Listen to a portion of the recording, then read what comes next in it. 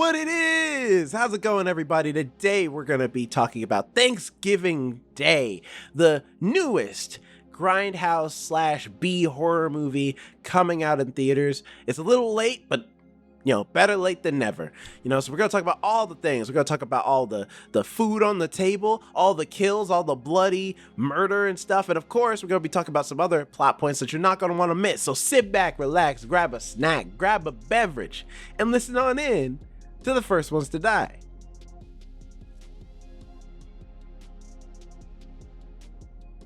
Hello, everyone. Welcome to the First Ones to Die podcast. My name is Jonathan, and I am here. We are back and ready to go. Here with Alex and Jerome. How are y'all doing? Alex, how are you doing? I'm doing good. I've actually had a pretty good week. I've been just cleaning and organizing my apartment because my mom's coming into town next weekend. And I'm super excited to see her. She's going to be here for a week. Funny enough, my mom is also coming into town like in 2 weeks. Well, she comes not on like the holiday, but on our birthdays. Which is a little ironic because I've spoken about how me and Christian don't care much for our birthdays.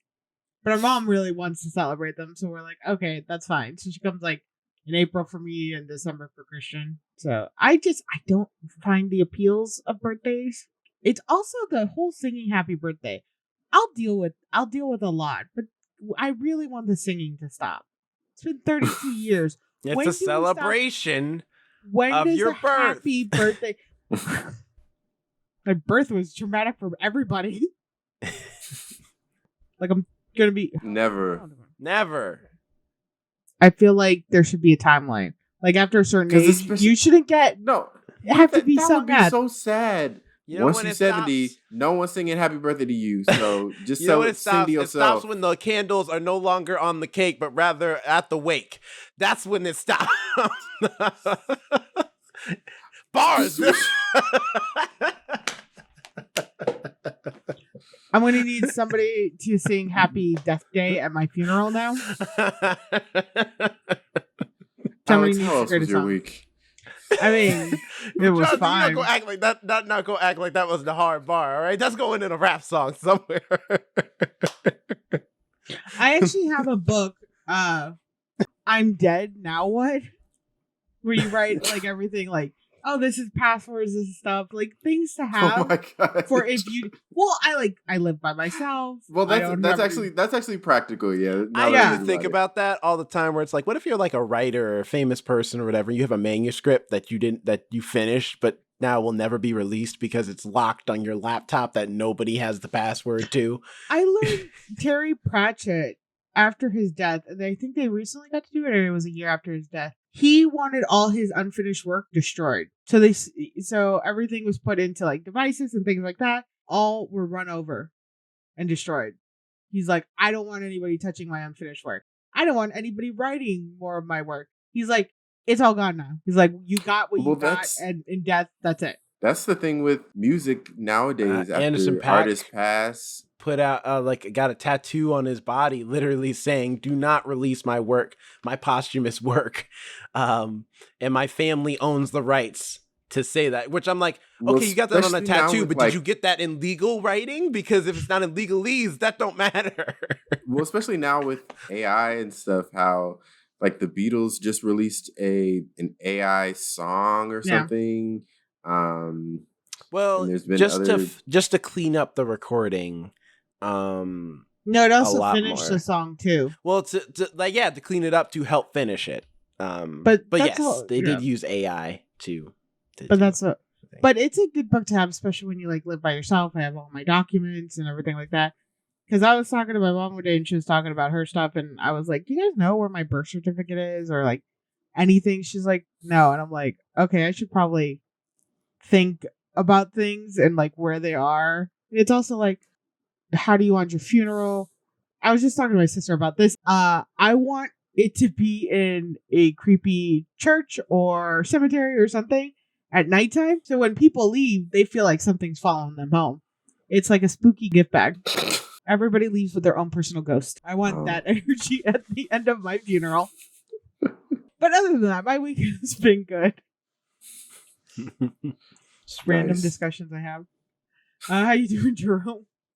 Good. I've been dealing with a lot of allergy stuff, so forgive me. My voice is not as strong as it normally is because my throat is very weak right now from just constant coughing through the night of trying to break up some of this mucus drainage. So if I'm not as loud or my voice sounds weird, that's why. But otherwise I'm doing okay. I actually am on the upswing. I've been taking my allergy medicine and my cold medicine just in case it's either or. It's not COVID, which is good. So I took a test yesterday, so it's all good. Although it's been like, you can tell that like the second the strike was over, both strikes were over. Now that like the companies are like, we're getting back in full swing because we got like a whole batch of trailers this week. We got the Furiosa trailer with Mad Max, which while everybody's talking about Anya Taylor-Joy, which I'm glad also the movie's coming out because this movie's been in development hell for like what seems like forever. I wasn't even sure if it was still coming out, and so now it's finally coming out next year. And Anya Taylor-Joy looks good as the character, but big standout, Chris Hemsworth. He's got like a prosthetic nose for this role, and he's doing like a different kind of voice. Like it's still his Aussie voice, but he sounds like he's doing a slightly different voice for it and stuff. It looks interesting. I was like, and a lot of people who watch the trailer, they're like, that's Chris Hemsworth? Oh, okay. So I'm glad to see him like trying something out. And also, I think he's the villain of this movie. So seeing him play a villain, he's done villains before, but normally always like the kind of suave, charismatic villain. The last time I saw him do a villain where I was like, oh, this is kind of interesting and different. Spiderhead. No, well, the Spiderhead was cool, but is that what the name of the movie was called? Spiderhead? Yeah. Mm-hmm. Okay. Bad Times at the El Royale was the last time I saw Chris Hemsworth play a villain, and I was like, oh, this is kind of interesting. I need to watch that. No spoilers. I want to watch that too. It's okay. I would say it has like a lot of great ideas, but I think it kind of fumbles the third act a little bit. But watch it for yourself. We also got the Boy Season 4 trailer. It looks good. Coming off of Gen V, which was also really good. I'm super excited. It looks like it's going to be just as interesting as the last 3 seasons. And then also we got a trailer for Fallout, which I didn't even know was being made. But I do like the Fallout games.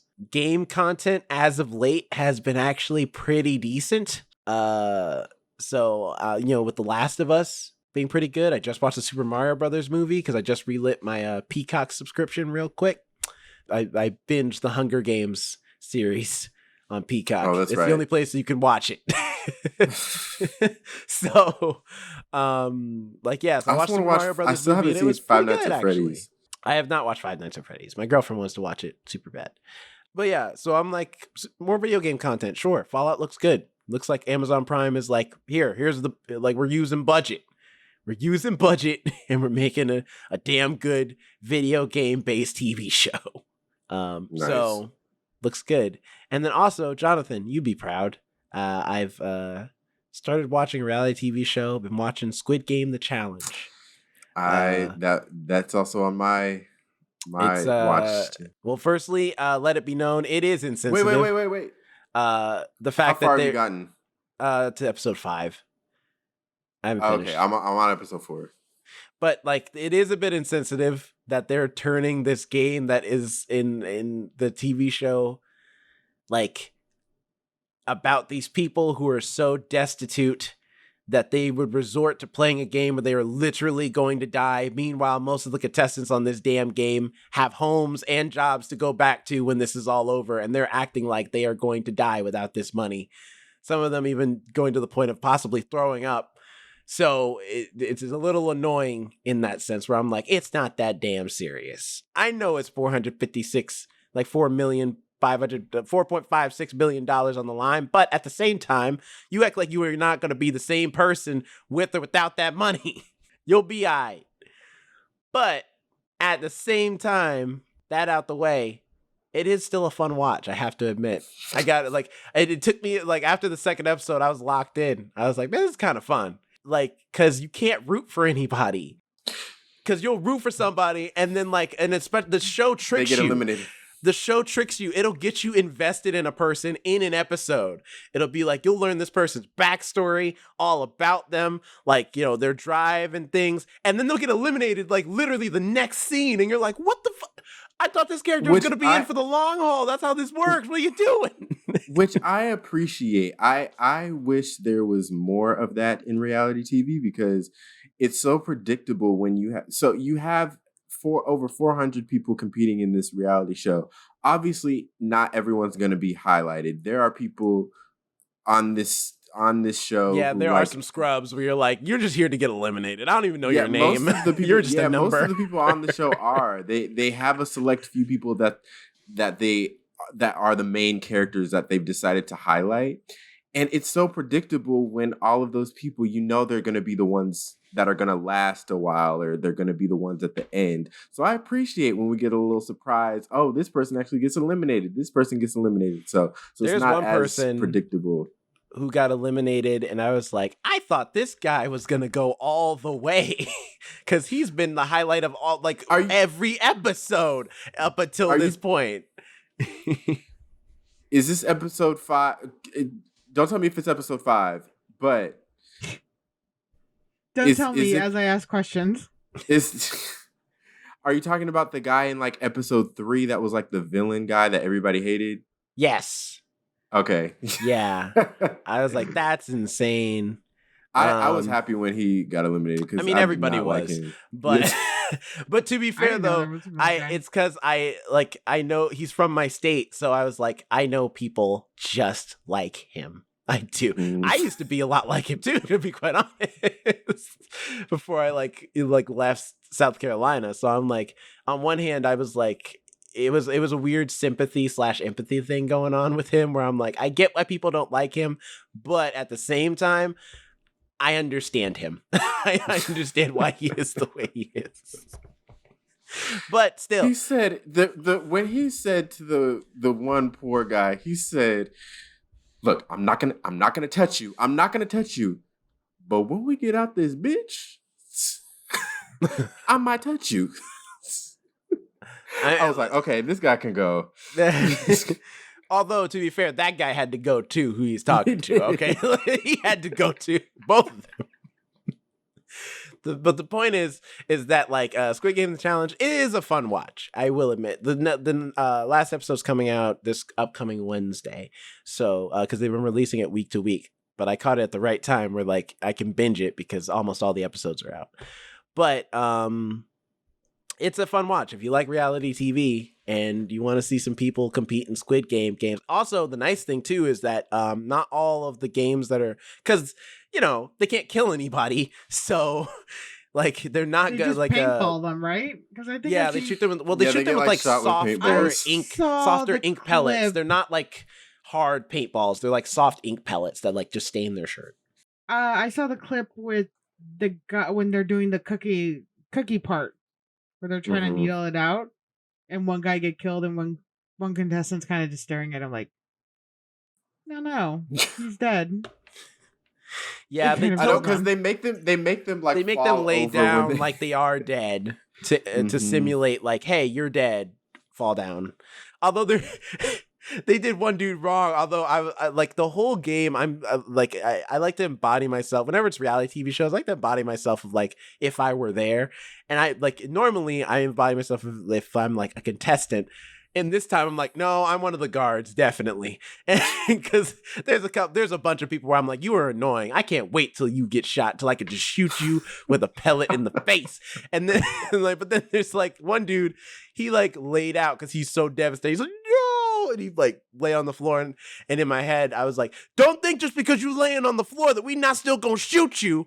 And then they shot him immediately after I said that. You're talking about the guy that was throwing up and was having like a nervous breakdown? I was like, because I wanted him to get shot. I'm like, you are so annoying. I need you out too. Damn.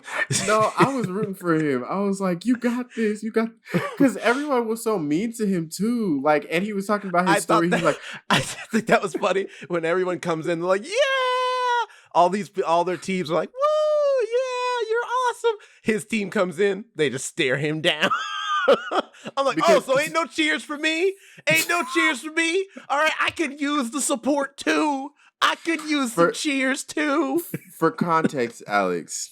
Okay, are you gonna watch the show? Should I like be? I will. I'm gonna try to watch the show, but the thing is, I am like halfway through like multiple shows. I'm like the Golden Bachelor, and my mom's on me about like she needs you need to finish this so we can talk about it. But I'm also like half watching Gen V and The Incredibles, and I'm starting like One Piece the anime. So I'm like in like multiple shows. So maybe I'll start Squid Games just to throw that into the mix. Okay. Well, for this particular one, I suggest you watch it, and even as we talk about it, like it won't hamper your experience. But it's the cookie one, where it's the different shapes. You have to choose a different shape: the circles, triangle, star, or umbrella. And you don't want the umbrella because it's the hardest one. Yeah. Well, basically, this guy who had a nervous breakdown, he's like, "Fine, I'll just take the umbrella. You guys have to promise that you'll help me lick the cookie, though." And then, little does he know that they did it differently this time, where they weren't all in the room at the same time. Each team went singularly based on shape, which that's another thing. I wish that the contestants on the show had not seen the show. They're not going to be able to find. They're not going to be able to find 400 people who haven't seen Squid Games. No, they're not. But I'm just saying, I'm like, I wish that was a part of it too, or that they had changed all the games, because they changed a few games. That's what I was getting at. There are some moments in here that aren't from the show. They add some new games, mostly based off danger factor, because most of them are in there from the show. But there's a few games where they're like, this is too risky to try. Like Tug of War, for example, is not in there. I'll give you that one. I mean, like, because when you think about it, there's too many risk factors, and then also there's no age or the age limit on this show does not cap out at a certain age limit. So there's there's a couple of contestants who are in their like elderly years. So they're like trying to do a tug of war game where whatever team is on the opposite side is dangling off a rope, chained to a rope that then gets cut by a guillotine and then drops them down into like, even if it was a safety pad, there's too much risk. They could fall on each other. They could hurt each other. Someone could accidentally hit something or break something, like falling on top of another body. Like there's no way they could do tug of war. The one they did instead of Tug of War, everyone was like, "Oh, it's Tug of War next. It's Tug of War next." It ended up being Battleship. But they called it Warship on the show, which I think it still fit the like spirit of kid games, part of Squid Games.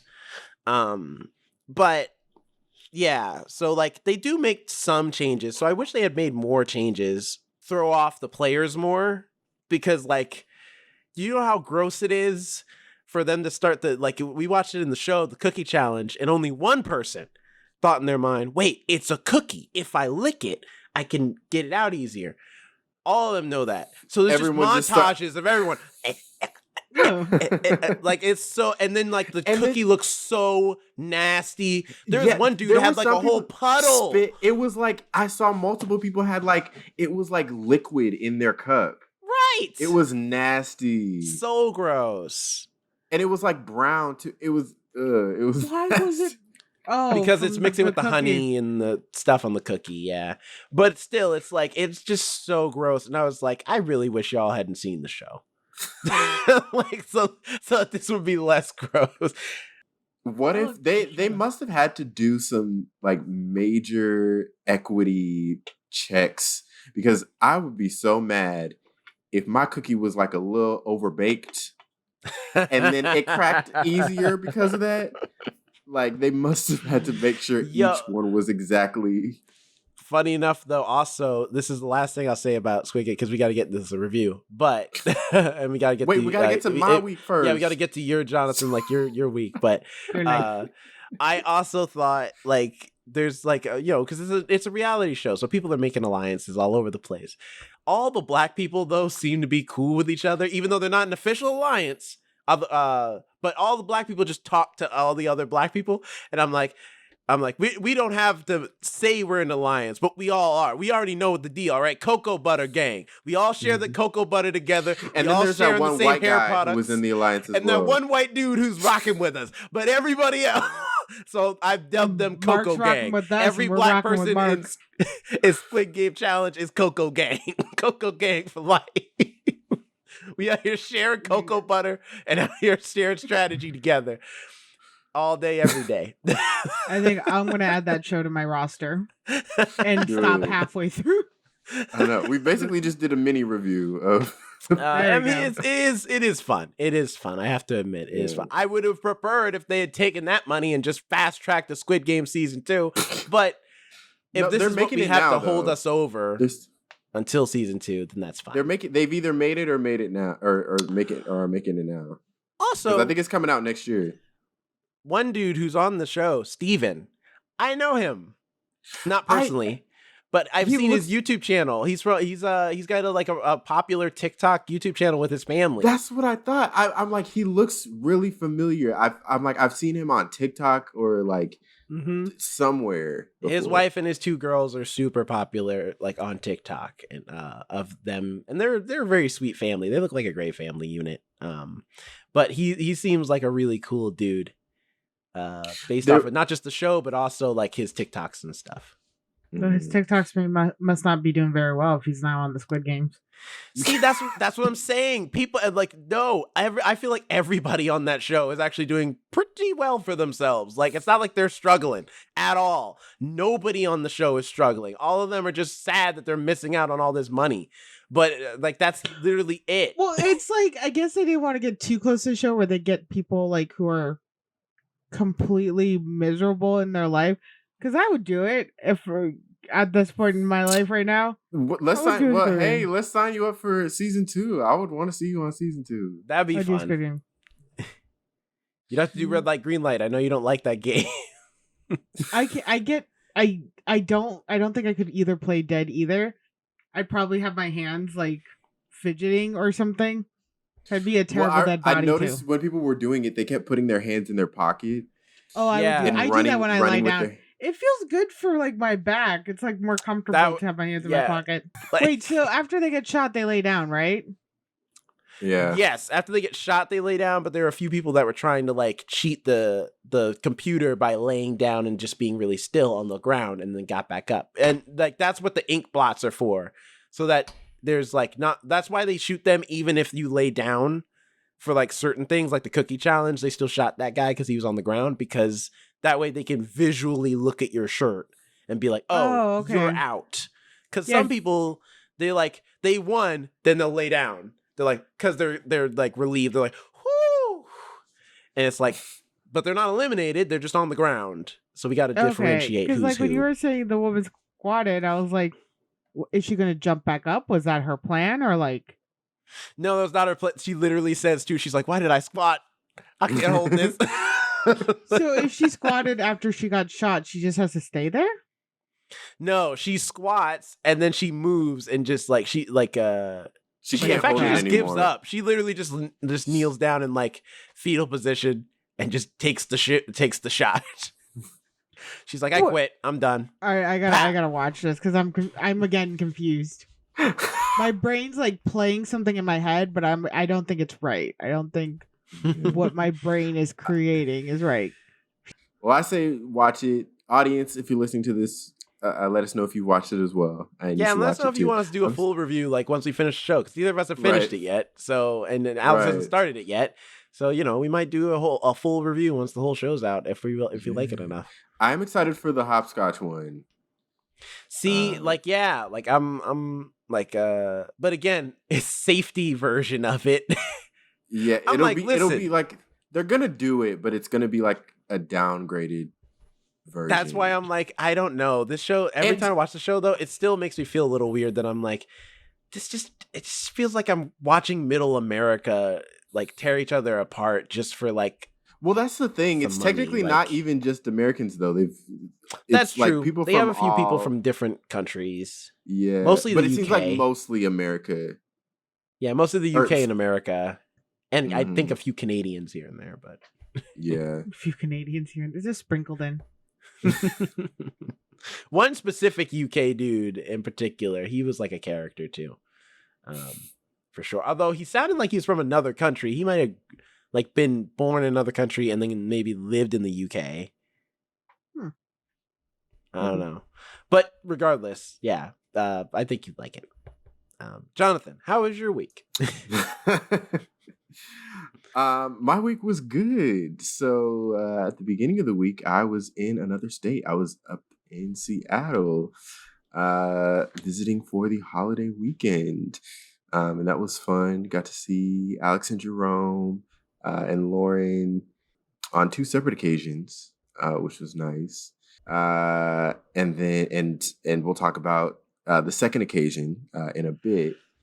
The rest of the week has been like nonstop busy. I am sleep deprived right now, but we're hanging in there. Yeah. On Thursday, I got to talk to Dwayne "The Rock" Johnson. I was about to say Rocco from Sesame Street. Is he still beefing with Elmo? No, but hey, I got some words for Rocco. But no, the Rock of the Dwayne Johnson variety. It was really cool. If you're not following me, if you don't listen to the end of this recording, I could tell because you're not following at Jonathan Keys on Twitter, Instagram, wherever you please.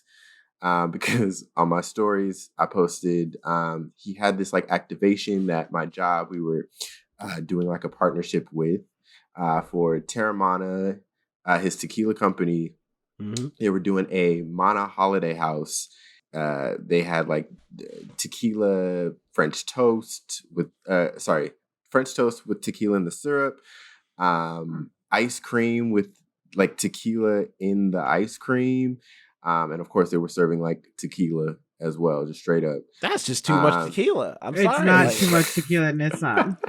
Listen, it sounds delicious, but I'm sorry, that's just too much. You have the French toast syrup on top of the tequila, the French tequila toast, and then you get the tequila ice cream with it, and then on top of that, you take a couple shots of tequila. Like that's just tequila. I can't even say it because it's so much. There's tequila on top of tequila on top of tequila. Well, the syrup is cooked out, and probably. No, the ice cream is probably not cooked up, but the syrup is like cooked up. So that one's fine. The ice cream, you might get a little drunk. Yeah. The ice cream was good. I noticed they only gave us like this big a scoop. I'm like, you're still on duty. You're still at work. You can join, but like, remember where Give you me a double scoop on a waffle cone. Let me get the whole thing. Ooh, I want ice cream now. Right, ice cream sounds good. I was at Target earlier today, and I'm like, it's 9 as I was checking PM. out, I'm like, dang, I should have got some ice cream. The only place to get ice cream is at Target right now. Got my mozzarella sticks. Target brand ice cream is so good. Oh my gosh! If you've never had, it's like a good day or whatever. I think that's what the brand is called. Yo, do you be buying? It is so good. The no brand, Neapolitan bucket. AKA the we broke, but this what you gonna get ice cream bucket. I love those brands that like you never know. You know the product and you know what they are, but you never know the name. But you've seen them since your childhood. They've always been cream, there. The little ice cream in the packet with the wooden spoon. Yeah. Mm-hmm. Like every that kid ice cream knows was always freezer burn. If you black or in the minority group, you know the bucket I'm talking about. Just the big ass bucket of ice cream. It was no label. It's just it's got chocolate, strawberry, and vanilla in it.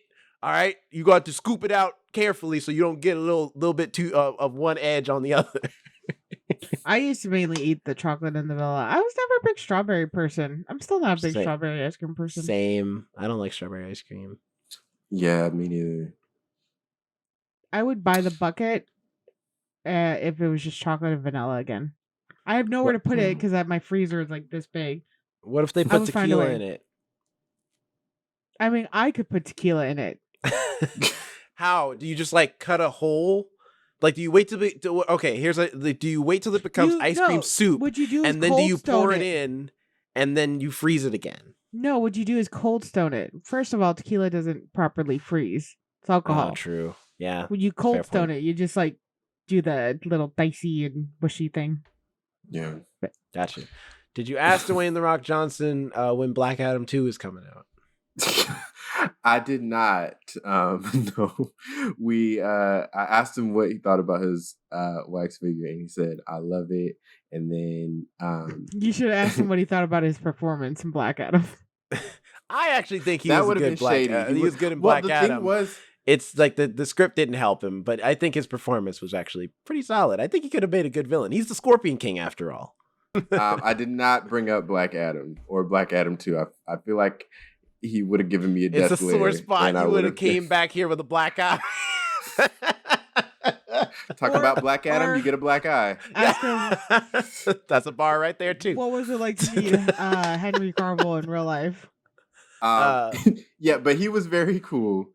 He was really cool, and he was very nice, and he had great answers. Cool. He seemed like he would be kind of like, or I feel like The Rock would be arrogant, but still like cool to chat with. He gives it. I feel like it depends on his day. He Honestly, gives good interviews. All his interviews I've ever Mhm. seen of him, he gives pretty good interviews. He's always energetic. He's got plenty to say. Mm-hmm. And he was because he did this thing with so before the general public was able to come into the house, and it was like this big like mansion in Beverly Hills. Before the general public was able to come in, he did this like Q&A with these influencers, and the publicist or whoever kept saying, "All right, I'm sorry, that has to be the last one. We can only do one more." And he's like, "Oh no, let's do a couple more. Let's do this one and this one." So he was very gracious with his time. Nice. That's cool. Huh. I'm thinking about the wax figures in New York now. How do you decide which one goes to where when it comes, or how do they just like? So Does a celebrity or you guys? We come up with each attraction. Like we come up with names, like who we'd want, any backups, and then we just go through our top choices with like our marketing. The rest of the marketing team, they say, "Okay, yeah," and the brand team, they say, "Okay, yeah, this person works. This person doesn't." They usually say yes to the people. And then after they're approved by brands, then we have our talent relation lady approach them. And if they say yes, then we're good to go ahead with that person. And it's usually like we have this big flux capacitor list. That's what we call it. And it's like a list of thousands of names based on like relevancy, how like relevant the person is.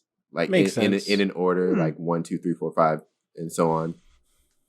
And that's partially what helps us choose, like if the person has any upcoming like movies or albums or whatever coming out, and like how relevant they are to the city. So like Hollywood, it's all about like movies, glamour. So we're usually looking for like the movie stars and stuff like that.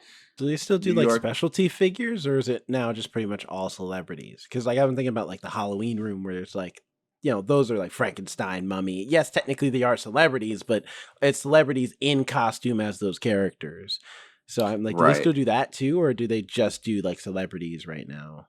But we haven't made one for our whole old Hollywood area in a minute. So right now it's just like mainly celebrities and characters. Makes sense. Yeah.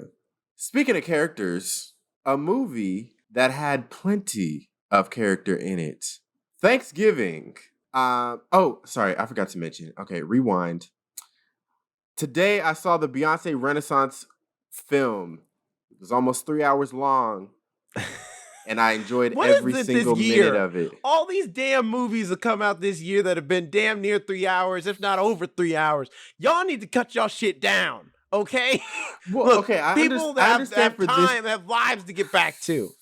I understand for Beyonce because this is a concert movie, so she put like most of the concert in it, Did as she have well extra as behind the content? scenes She had behind the scenes then that means documentary she had stuff. shit to cut. That's what that means. Well, you're not gonna go just for the concert. You want the like backstage feel where they go and be like, "This is my routine. This is how I get ready. These are like unless it looked different than it did when they did Homecoming. We've already seen it. It's in a movie called Homecoming, which was shorter and it was a great, fantastic film that you could watch on Netflix. No, it was This was amazing. Well, one, Dolby. Okay, well, I'll give you that. The Dolby sound that probably would made actually it be sound pretty very good. fantastic. It was great. I Like the seats were vibrating. That bass went like I was dancing in my seat. And the behind the scenes backstage stuff, it wasn't too much, and it was put in the appropriate places so that it was impactful to whatever part of the concert they were showing. So like when there was a part that had a lot of like lights in it, they would talk about how the lighting stuff, how important lighting was, and how Beyonce wanted to incorporate lighting. When Blue Ivy came out, they had a whole storyline about Blue Ivy and her like coming out and being able to support her mom and have her own shining moment. Yeah, cool. She was on a slight spoiler, a teaser, but she was only supposed to be in one show, but then she ended up seeing, like Blue Ivy ended up seeing some of the comments online that people were saying about her critiquing her dancing. So then her mom allowed her to continue on with the show and perfect the routine and everything. And she did great. You are too critical. That is a child. Yeah. Well, that's Beyonce says that in the movie. She's like, at first when Blue said she wanted to do this, I was like, this is inappropriate for a kid to an 11-year-old to be on the stage. But I told her that it would be a one-time thing that ended up turning into a bigger thing. Yeah, which also Beehive, don't come for me. I'm mostly joking. Gotta have some controversy what? To make this podcast fun. Just that she should have cut stuff out of her movie. Oh, no, it's her movie. She can do what she wants. I'm just joking. Like, it just is funny to me that it's like all these movies have been like 3 hours or damn near like 3 hours plus sometimes this year. It's been like a consistent thing. But so now, have you seen Taylor Swift's movie too, or just Beyonce's? You gotta watch Taylor Swift and then come back to us with a sit rep of whose is better. I already know the answer. I don't have to. I'm just kidding. I'm just kidding. No shade to. For work, I've been watching a lot of Taylor Swift stuff. For work, I've been watching a lot of Taylor Swift videos. I had to watch a lot of Taylor Swift videos yesterday. We haven't done the Lazy Taylor Swift show all year, so I feel your pain. I haven't had to have exposure to Taylor Swift unless it's my decision. Her show looked really cool, like her staging effects and everything, like the platforms that would go up and down that she would stand on. Those looked super cool. So I'm sure her show, her concert movie was really good. Yeah. All I know is I'd rather spend my 3 hours at Beyonce's. That's fair. I feel like, here's the thing. I feel like the Taylor Swift Beyonce argument is the same thing as the Star Wars Star Trek argument. And it ends where it begins. You can like both. Okay? You can appreciate the powerful the gravitas and vocals of Beyonce and appreciate the pop and fun beauty and gorgeousness of Taylor Swift. They are both equally amazing artists in their own ways, and they both exist on this planet Earth and actually support each other. So if they can support each other, that means we can support them both at the same time. I mean, maybe don't buy a ticket for both because I don't know if your bank account can handle it, but if it can and you would wish to, do so. The only thing I will say is that technically Star Trek is sci-fi and the other one, Star Wars, is just a Western in space. All right? There is a difference between them. And yet they still make the same amount of money. Boom! That's where it is. Now, Thanksgiving. Turkey time.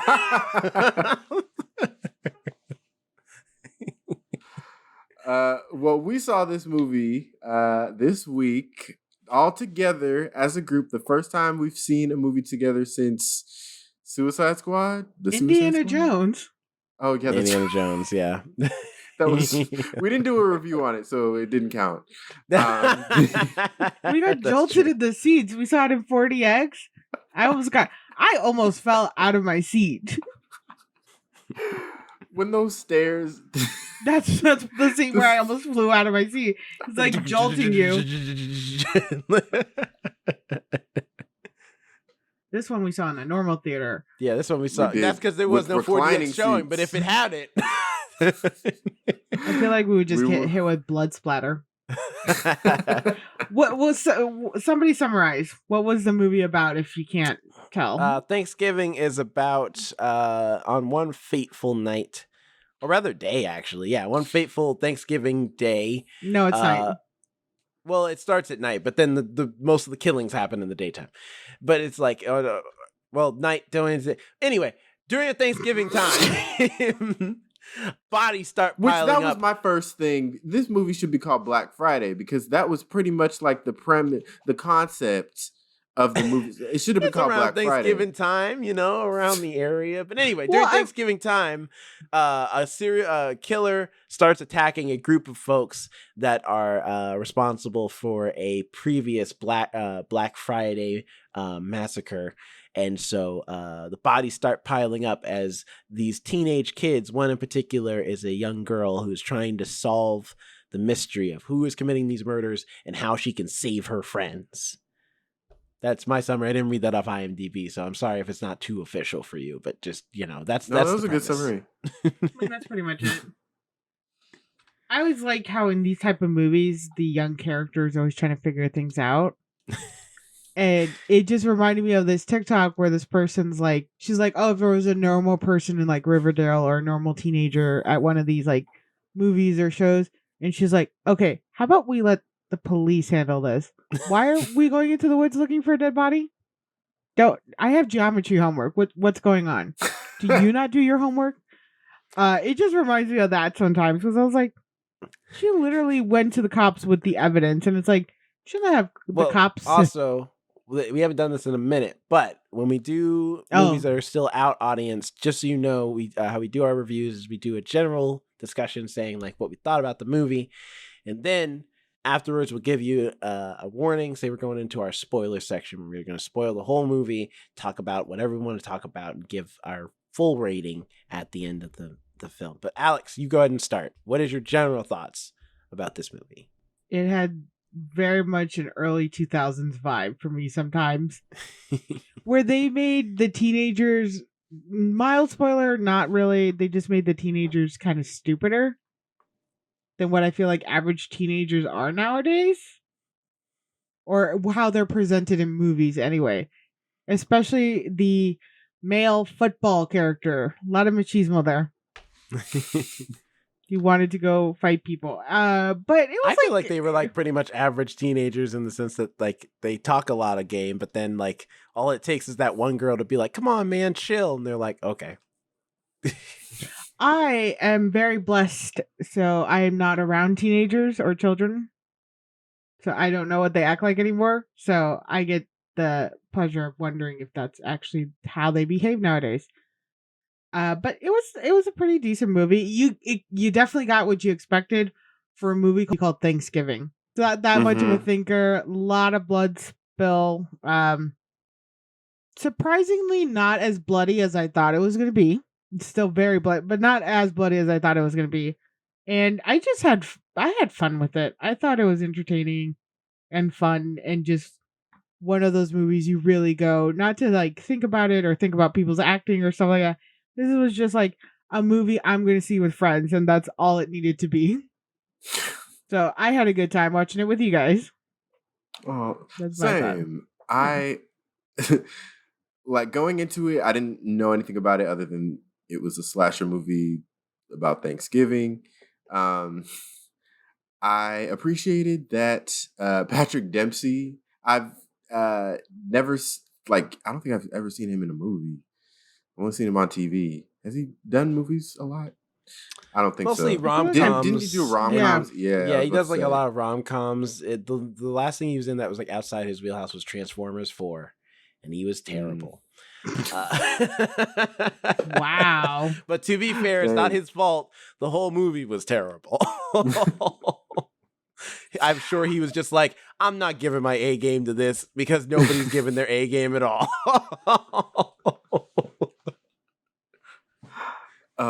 But I appreciated seeing him in this because it seemed like a departure from some of the stuff that he's previously done, and I thought he was pretty good in it. He was a highlight for me, especially the accent.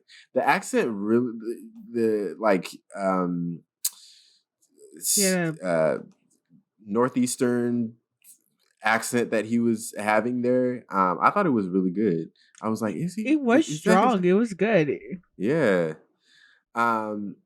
And overall, like with the movie itself, I thought it really I had a fun time with it too. I really felt like the Thanksgivingness of it all. And I don't know if that's because we were just watching it on Thanksgiving weekend. But it just felt like it was actually like it got the point across of Thanksgiving, even though I think it should have been called Black Friday. And the fact that there aren't any real Thanksgiving movies, I mean, could the see this. kills take place on Thanksgiving. But anyway, the I And technically, also, it did not take place on Black Friday. We'll get That's into it true, more in too. the spoilers of what I mean, but yeah. well Technically, so- both of you aren't really that wrong.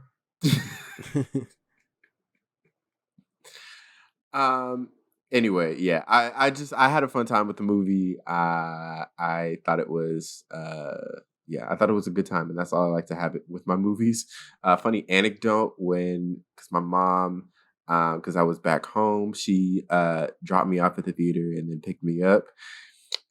When she was at home, she looked up the movie just to see like the runtime or whatever. And she thought it was, I don't know what she thought it was, but she said she looked at the trailer and she was like, my goodness, what is this that he went to go see?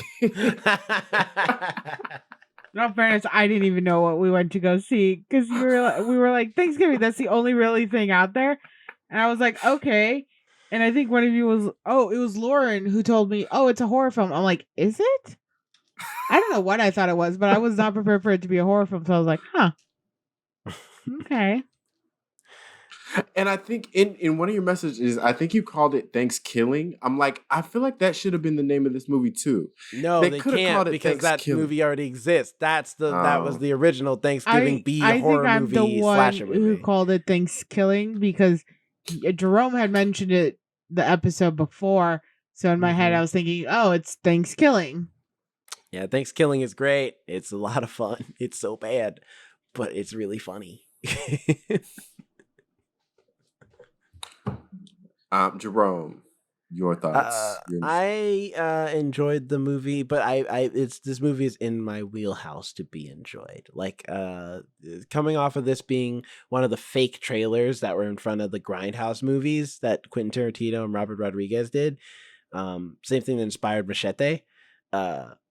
I love it. Although I wish this movie was more dedicated to that than like Machete was, because Machete, even though it doesn't have the Grindhouse like filter on it like Death Proof and Planet Terror did, it still felt like a Grindhouse B movie type thing, and like had some editing choices that were similar in that way and all that stuff.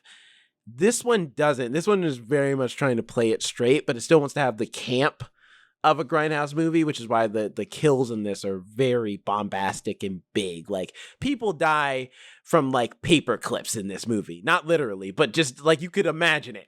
Like, and in the most brutal way possible. It's almost to flick a paper clip into your eye. It's not as simple as, now I have a paper clip eye. It's like, no, your eyeball will fling out and then you'll slip on it, and then like the paper clip will then fall deeper and then it's lodged into your brain, and now you're twitching all on the ground. Like, that's the type of movie this is.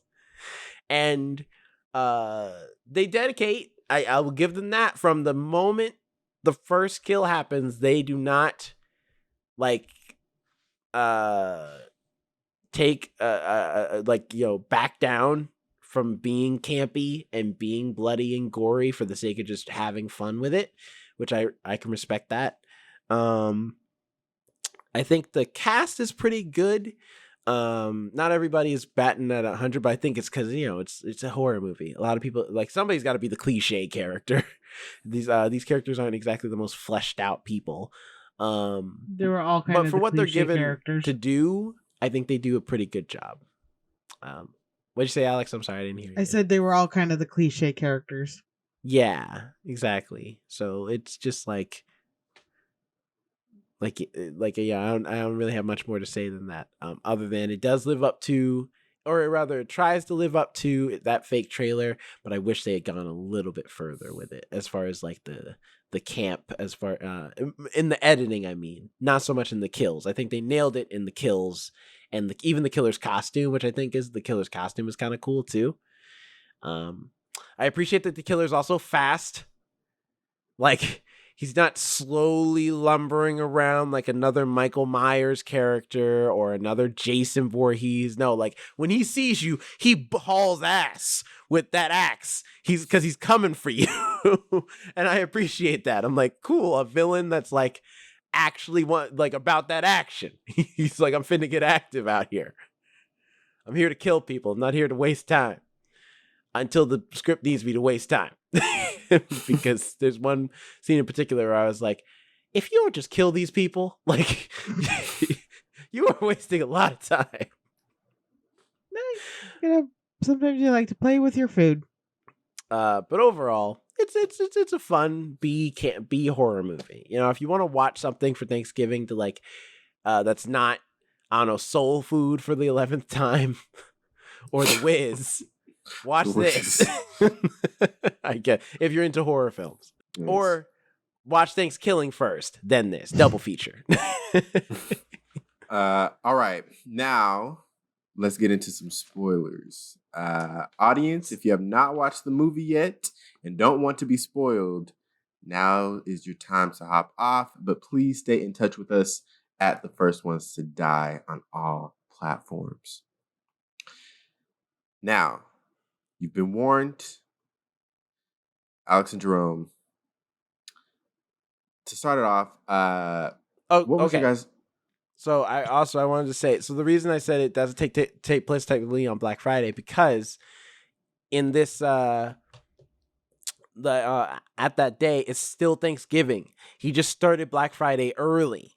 So it's still Thanksgiving Day, technically, is when the massacre happens. It's just during a Black Friday event. Right. But it is a Black Friday activity.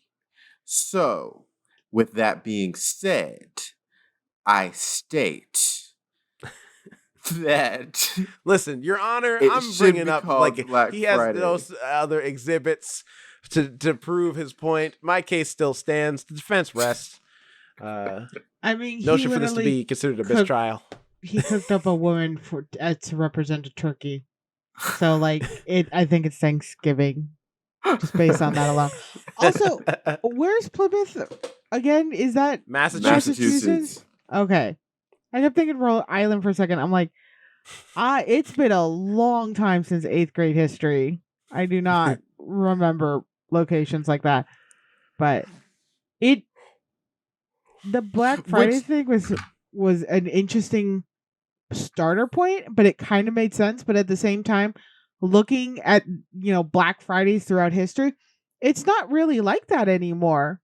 Nobody's doing this anymore. I've seen so many TikToks and stuff of not fighting, not anything like that, of empty stores and stacks of products. So it was like, It did feel a little dated in that sense. If this movie was taking place in 2010, then I would believe that. But you don't really see those crazy Black Friday brawls or lines that much anymore. Mm-hmm. Well, I say that now, but as we were watching TV, we were watching the news when I was back home. And at South Center, somebody got shot. A 13-year-old boy got shot over a parking spot on Black Friday. I could see somebody doing that. I've almost gotten into a fight. I stole a parking spot. But in all fairness, it looked like he was waiting for another spot. I didn't know that, so I took it, and then he like almost got out of his car, and another guy was like, "Hey, I'm leaving, so take this spot. Come on, be cool." So I did have somebody else, but it's the whole. I don't in this day and age, I don't see people trampling each other for a waffle maker. Because they're like, Yeah, I'm getting my waffle the maker. specific I could thing see it people for want like is an waffle air maker. fryer. Yeah, I can see it for like an air fryer, to be honest. I can see somebody trampling somebody for like a nice air fryer. That's like the product to get. But a waffle maker, I find that hard to believe. Oh, it's late. I'm tired. Look, the fact of the matter is it that turkey? Nah, it's there were no leftovers. That's the tagline of this movie. I genuinely knew so little about this movie going into it. I saw no previews. I didn't know who was in it. Nothing. I didn't know what to expect. Went in cold. Yeah, so I was genuinely surprised. I was like, cold okay. turkey. Nah. No. Boo. Boo this man. The silence says it all, Jonathan.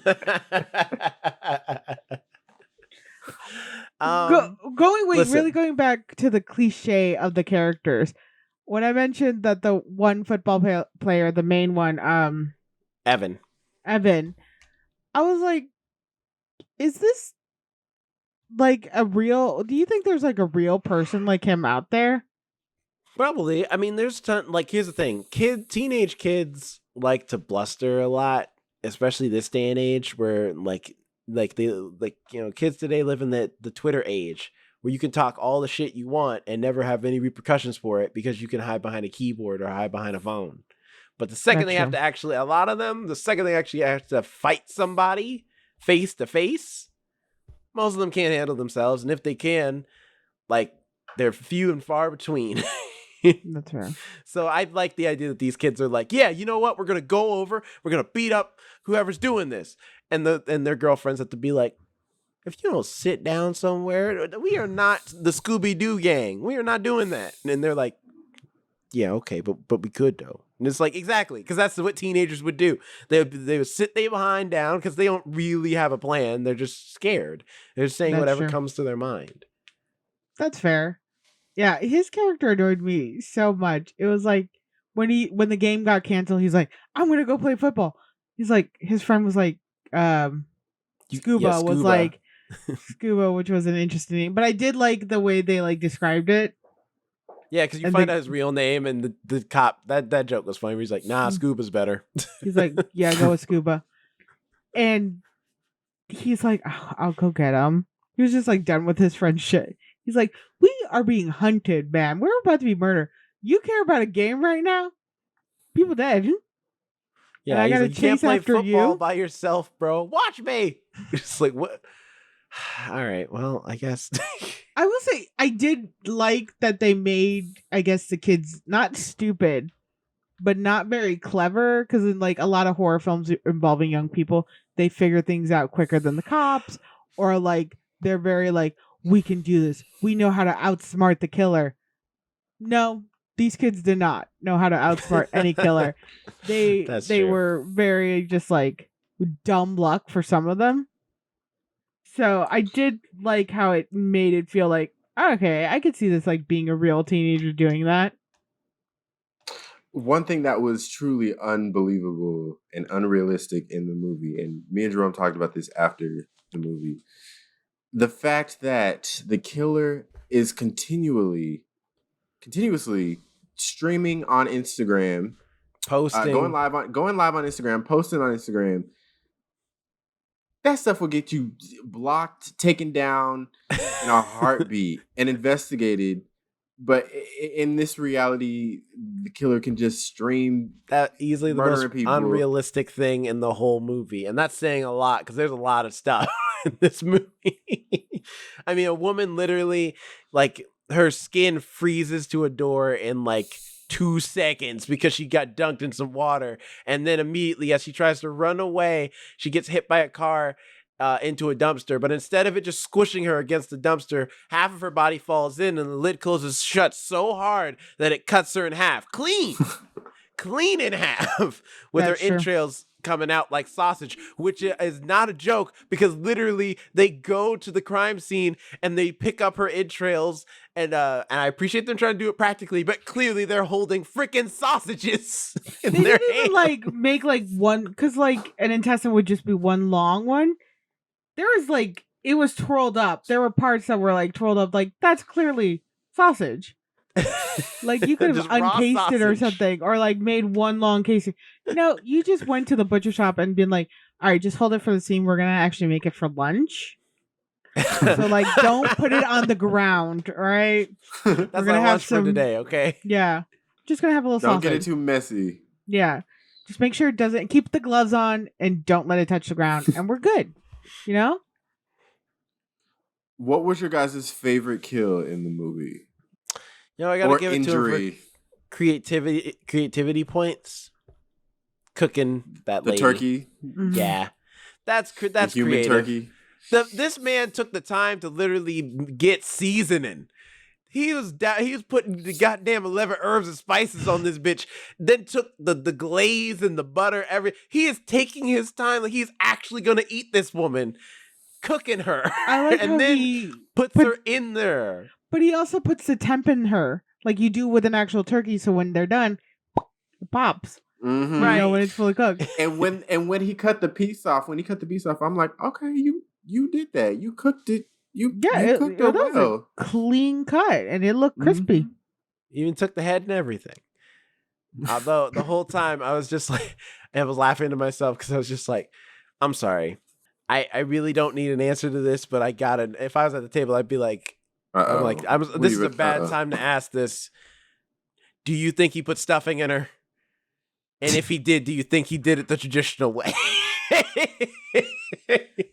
I'm going to say no.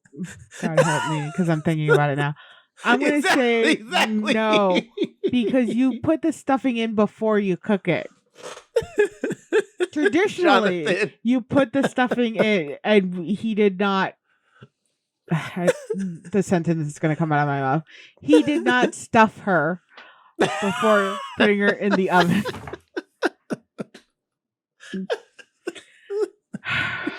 That's on camera. I said that on camera.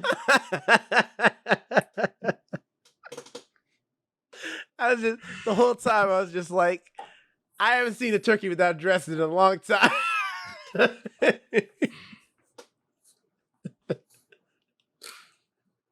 Just a thought. And this man went through a lot of effort. I mean, he basted her and everything.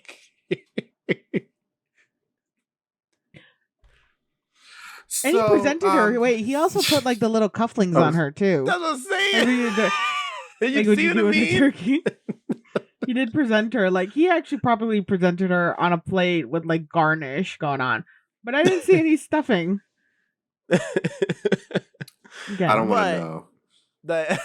But yeah, that's my favorite one easily. Just for creativity points. It's actually pretty interesting. It's something that, you know, a lot of movies would probably shy away from.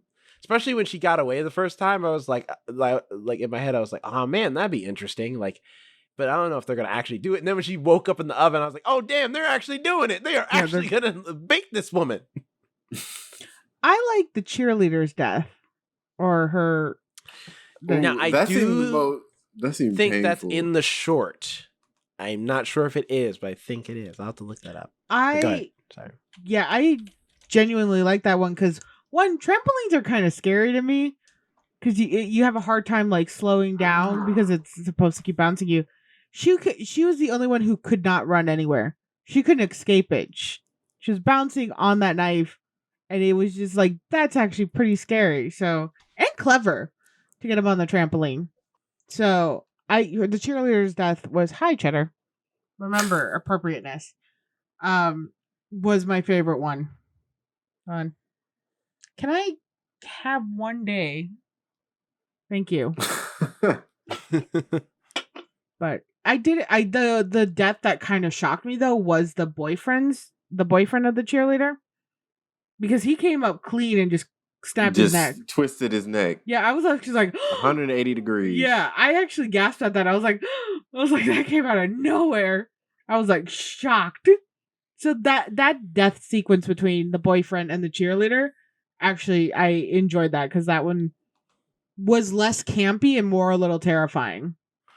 Well, all right. Well, I just watched the Eli Roth. I'm not going to show it because it's really graphic. There's a lot of nudity in it, but the Eli Roth, because he like the reason Eli Roth directed this movie is because he also directed the Grindhouse trailer that was in front of the Grindhouse movies.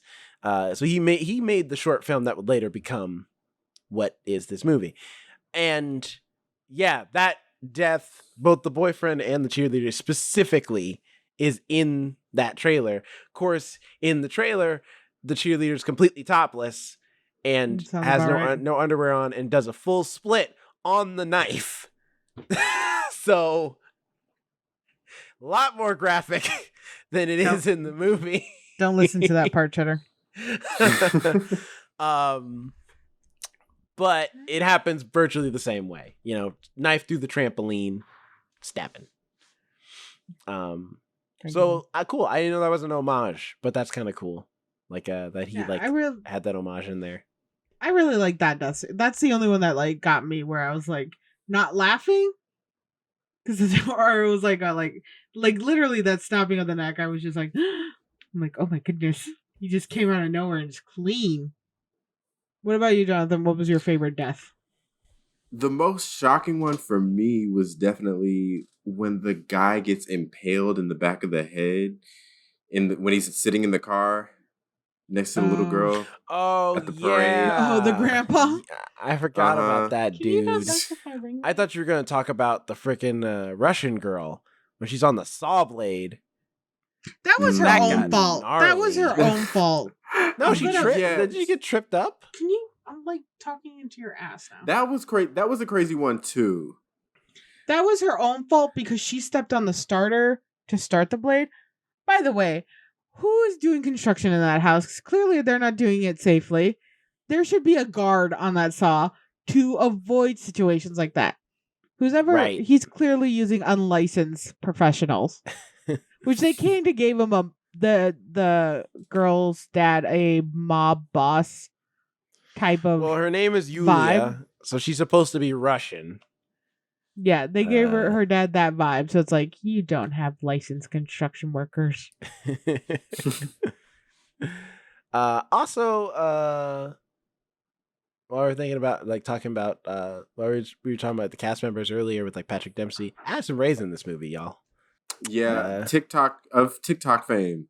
Yes, because I turned to Jerome at one point in the movie and I'm like, is that the girl from TikTok, Addison Rae? Because I'm like, I recognize her, but I'm like, I don't think I've seen her in anything I before. didn't know that was her. Yeah, I was like, she looks mildly familiar. I didn't know that was her. I didn't know that's where she was from. Yeah. Well, good for her getting roles. Yeah, she's out here. She's working. She doesn't have many IMDb credits, but the list will form itself at some point. I will say also, this movie can be added to the list. Black Guy Survives. Yeah. I was actually surprised by that because of the way they were. Main black guy survives. Okay. Security guard black guy definitely does die. Unsurprisingly, the first death in the movie is a black man. No. He did not die first. He was attacked first. The dude who got his throat slit on the glass when he walked in died before him. He was still getting trampled. He was still alive. He was in a lot of pain, but he didn't die just yet. He died later. So technically, he died after. And also Gina Gershon also died before him. So technically, 2 deaths before the black man's death. I will give you maybe the guy with the glass in his neck, but he definitely died before Gina, because when Patrick Dempsey? Phil Dempsey. Mm-hmm. Yeah, Patrick Dempsey. Patrick Dempsey. Oh, I thought Phil for a second. Patrick Dempsey comes up. Phil she's Dempsey, still kind of brother to Patrick Dempsey. Maybe. I don't know his life that well. She's still kind of twitching. She was twitching. She's dying right in front of him. So I technically, see. I will maybe give you the guy with the glass. Although the guy was still walking around a lot, he got his hands on the wall. Again, why a waffle maker?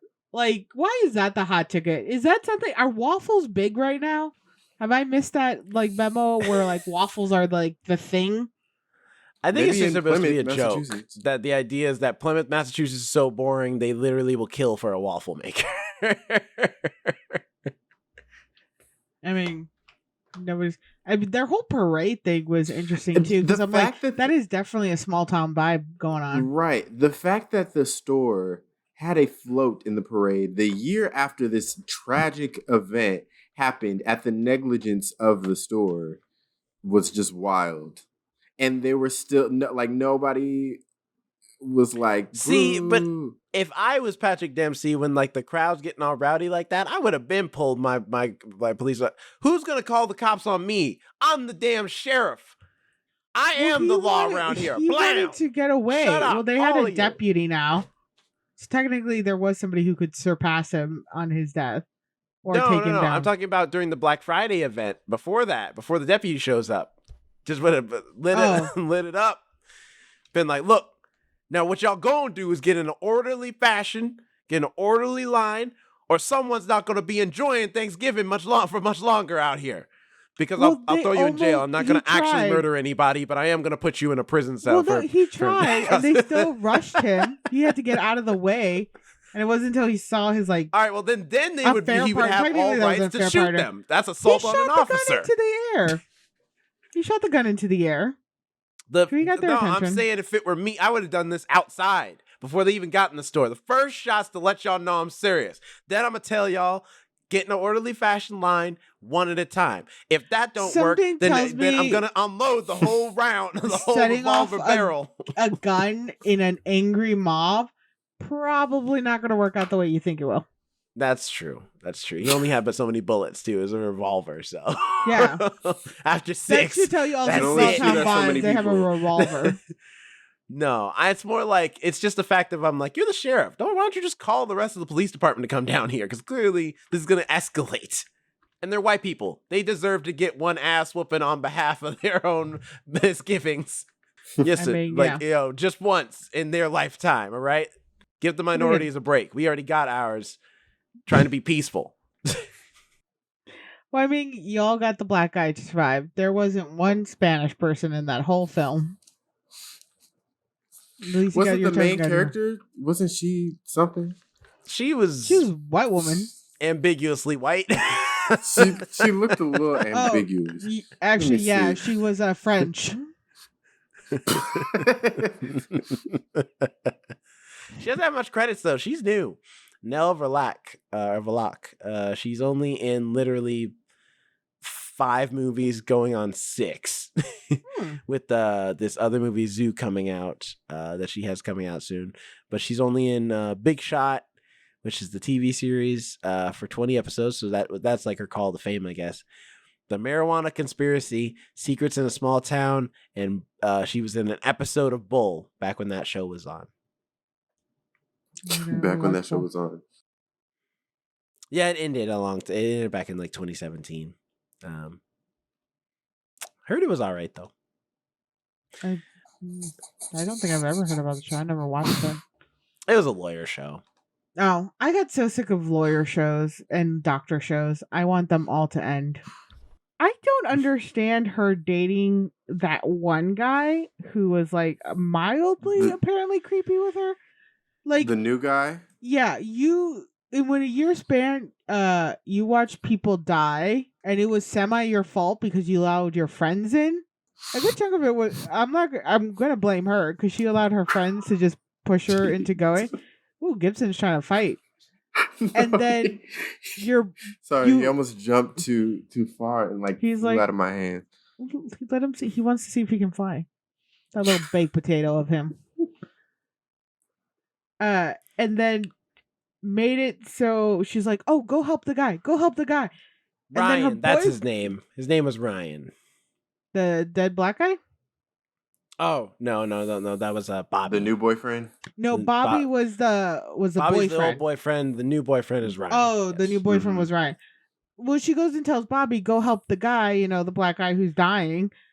And he goes, which I don't know why he's crawling.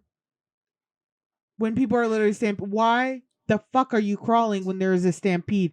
Get up. And then his arm breaks. So she destroys his career, telling him to go save somebody. And then he ghosts her. And then she's like, okay, let me date this guy. Girl, take some time for yourself. You've been through some things. Maybe a relationship with the way your last relationship ended. Maybe take a year or something. My thing is, for me, I was like, when she's like, go help him, I'm like, his black ass is dead. Okay, I'm not going to help him. Okay, there's nothing I can do. You see all those people stepping over him? He is going to the upper room. All right, him and Jesus are going to have great times together from this point forward. Our times together have ended. Like, that's it. I'm not going over there. I'm staying right here where it's safe. I have a baseball career to protect. I'll pay for candles at his funeral or something. I don't know. But I get like there was a stampede going on, but they all could have easily left. Like, there was no reason for any of them to they didn't have to stay on the ground. They were all like huddled on the ground, and it's like, you can stand up and just run with the crowd and head to the back rooms. That's it. Or go to the emergency exit. Yeah. Get outside. Well, that's how they got in. Just go back the way you came. Right. Or hell, everybody was inside. You could just go out the front. The front doors that have been bashed open, you could have just easily walked out. My thing is, how were they that strong that all their bodies like just put that much pressure on the glass? Because it's not like they were pressing against each other. They were just at the front and banged on the door, and then the whole thing collapsed. Well, no, they were pushing. Well, the guy originally was banging, and then everybody would just start pushing. So he was like smushed up against it. Which I don't know why the football player who was one of the antagonizers in the crowd didn't get a shard of glass in his throat. That was like his face pressed up against it. Why was he fine? I don't know. Because they needed to have that iconic scene with the cheerleader and him, I guess. Fair enough. But yeah, no, also, the boyfriend thing I could have done without, to be quite honest, and felt very useless. And there seemed to be no resolution with Ryan at the end, because we don't see him for like the last 20 minutes of the movie. Yeah, and he only shows up at the very end. Yeah, and it's not like there's a real resolution with his character either. They kind of just like write him off as not really a suspect at all. Going back to the store thing, when they were showing some of the like shots of the store and everything, I noticed they were selling Seahawks jerseys, and I turned to Jerome and said, "Look, Seahawks jerseys." And Jerome says, "Well, they do that in every store. You can find a Seahawks jersey in..." I did not say it with that much attitude. I said, yeah, they sell them everywhere. I don't know. I can see you doing that. What do you mean they sell? They are not going to just sell Seahawks jerseys in a department store in Massachusetts. You can buy, depending on the department store, some of them sell different jerseys for like what is like the most popular teams at the time. That's sacrilegious. That was a local, straight up Massachusetts big mart for them, family owned in the city. If that's true, then how come I can't find any Bears gear out here? And the Seahawks are a money-making team right now, so he probably still sells those jerseys anyway. Is going to be vacationing in Boston, Massachusetts. In Plymouth, Massachusetts. It's Plymouth, Massachusetts. There's plenty of people coming through here for Thanksgiving celebrations. He's like, and besides, it don't matter. What doesn't matter who is here. Also, here's the thing, Jonathan. There are Seahawks fans in other states. Yes, but that's not the target audience. Maybe not. But also, actually, come to think of it, Boston, what is their football team? Boston, Massachusetts, there are a strong team of like, this is our football team. It's the same way with Chicago. If I can't find a Bears jersey out here, how come you finding Seahawks over on the East Coast? East Coast takes their like sports teams, all their sports teams, so seriously. It's simple. You go to the mall. That wasn't the mall. That was a local department store. No, but I'm That saying is you what I'm can saying. just go Where to the people mall go and go to a crazy over sports shop and waffle get makers. any jersey you want. That's No, the that's sports shops Yeah. in areas, they usually only sell the local team stuff. Like they'll sell Ones that are those. specific to that. But if you go to like the mall and you go to like Champs, or you go to Man. I forget what the other one's called, you can buy other paraphernalia for other teams, including jerseys, but also hats and scarves and other things. But like those that. are specifically sports stores. I mean, that's also- true. No, That's what I all I like- was saying, is that other stores sell sports stuff. I like how through all this whole movie, it is the sports shirts and the waffle makers that we're not willing to let go. If you think about it, because there was also something in the movie where the main actress sprays the killer with hairspray in the eyes and he gets stung. But a second later, the killer is unmasked, which is, spoiler alert, it's the sheriff. He did it because he was Patrick having Dempsey. he had an affair with one of the other characters and she died. And and she had a He's got- baby on the way. yeah, which was actually a Okay. little sad. Also, But- this might help answer it. There's no professional football team in Massachusetts. I just had to think about that. I was like, wait a minute, Massachusetts doesn't have a football team. So Doesn't there is no Boston have local one? team to sell for. Wait, the Patriots. That's Where New are the England. Oh, that's New England. They Yeah, cover but that's all of like New the England New England area. area. Technically, they help like most Bostonites. I Our think that's the Patriots proper fans. to our Patriots fans. But technically, And they don't have their Seattle do own not like dedicated. Patriots. Seattle like and Patriots do team. not have a friendly relationship. Patriots with all teams. That's Patriots can go true. suck it. Patriots. Every team thinks the Patriots is their rival because every team wants to beat the Patriots. Although right now their record isn't so great. So honestly, the Right. Patriots kind of they've been slipping ever since Tom left. But anyway, That's pretty sad, Patriots. You only got one good player. Look, I think this was a case of, hey, you, PA, go over and order some stuff on Amazon, some jerseys, get some jerseys so we can fill out the store a little bit. All right, yeah, Seahawks, you from Seattle, right? Okay, welcome to LA. All right, just go get some jerseys. just buy some All right, stuff let's fill this. so we can fill the store. I think that's what happened. No, but just okay. His dude doesn't even his name in the freaking credits. Neck glass guy. I mean, is it If I had to inaccurate? throw that That's on my actually how we IMDb. described something than him. like bartender number 1 to me. Like, Why? This one was more like, hey, I'm specifically that guy. I'm not just another bartender. I have like a thing. Semi-credit. because bartender is like a title. This one is like, I don't know, the dude. Like, this is like a description that you would give to literally somebody when you're describing a movie, but you can't quite remember it. Like, I don't know, there's a guy who got his neck cut on some glass. Neck glass guy, that guy. You know. Anyway, he's dying and stuff. You know what I mean? Like, That's fair. But really quick, the killer gets hairsprayed in the eyes, and then the sheriff seconds later is perfectly fine. How are you getting like hairspray in your eyes and then being okay a second later? audience. By the way, the like for those who are just listening to the spoiler section, but you don't haven't watched the movie, you find out that the sheriff is the killer, which I called it from the very beginning of the movie. Okay, first off, I literally just said that a moment ago while you were still looking for like who Oh, were the okay. Patriots. You know, I was You were looking not for paying teams. attention. My It's bad. rude. I'm sorry. Secondly, But I will give you the credit. You did call it as well. yeah, you did. But it's just because I was like especially when he was like asking her, he's like, "Can you identify this stuff for me? Who's this guy and who's this person?"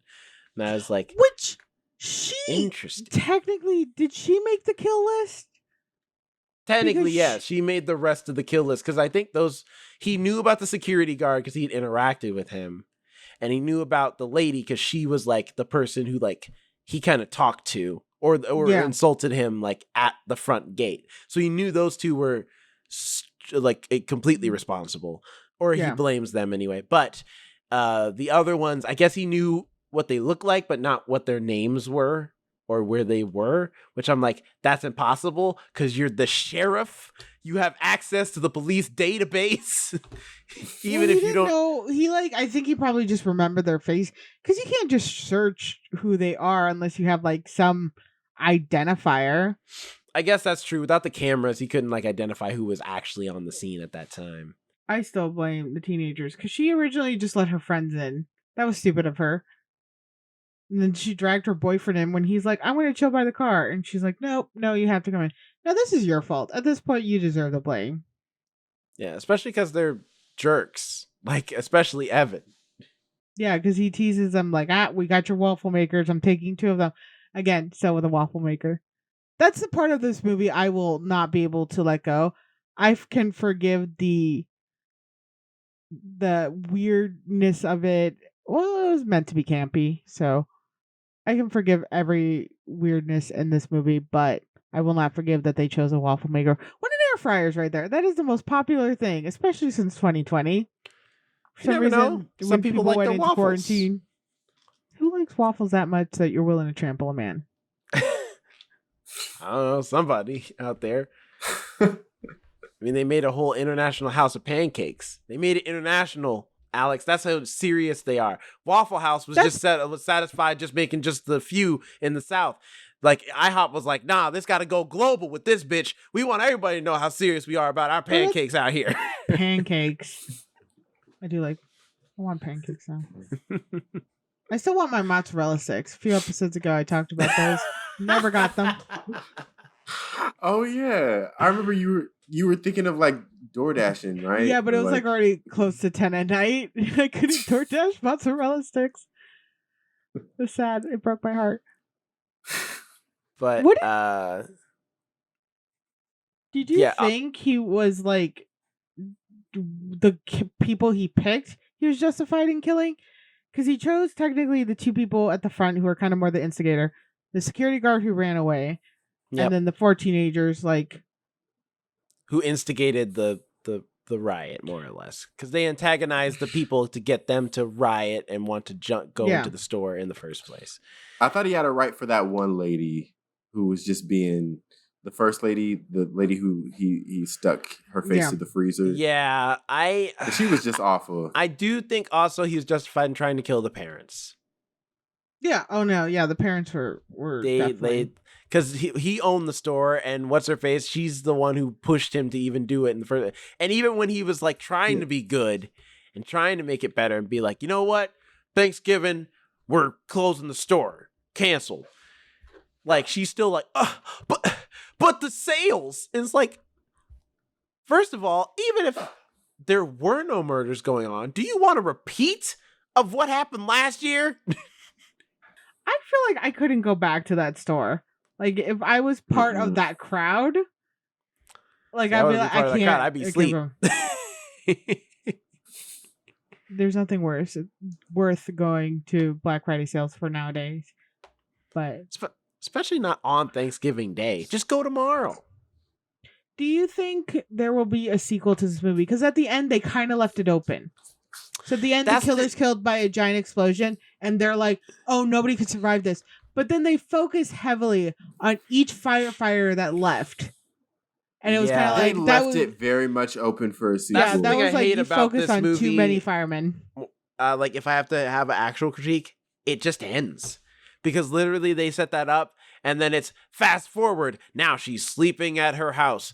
And then he pops out the closet, but it was a dream. But it's a nightmare. Yeah. And then it ends. And I'm like, what the hell was that? Why did you put that in the movie if it was just going to be a fake out that you're going to immediately... That's something even Nightmare on Elm Street bothered to tell us, like, oh, that was a dream. In the next movie, not the current movie, it ends with her like getting captured, and you're like, oh no, he's back. And then the next movie is like, but it was actually a dream. It's actually everything's okay. It's like that's elementary school, and Eli Roth has made horror movies before, and I know he's seen those. Why would you do that? That's so weird. Well, all the Grindhouse movies tend to have like a bit of an open ending. I don't I'm not bothered by the open ending. I'm just bothered by like it's just a useless scene. You could have ended it with the firefighter just walking out, and then the movie just ends right there. Why did you add this extra scene of them going home and doing all of this stuff? Maybe really it's none to of show it that matters. it will Maybe always they haunt didn't want her. it, or maybe they didn't want it like too open ended. They wanted, if it ended here and they didn't make any more movies, they wanted to be able to make a complete movie. If they had the ability to make a sequel, then they want to be able to go back to stuff. That's true. Like she's still haunted by it all. Maybe. Yeah. I mean, I think they're trying to go for a whole "I still know what you did last summer" type thing, where that movie starts and she's still haunted by what happened, and then you find out he's still alive.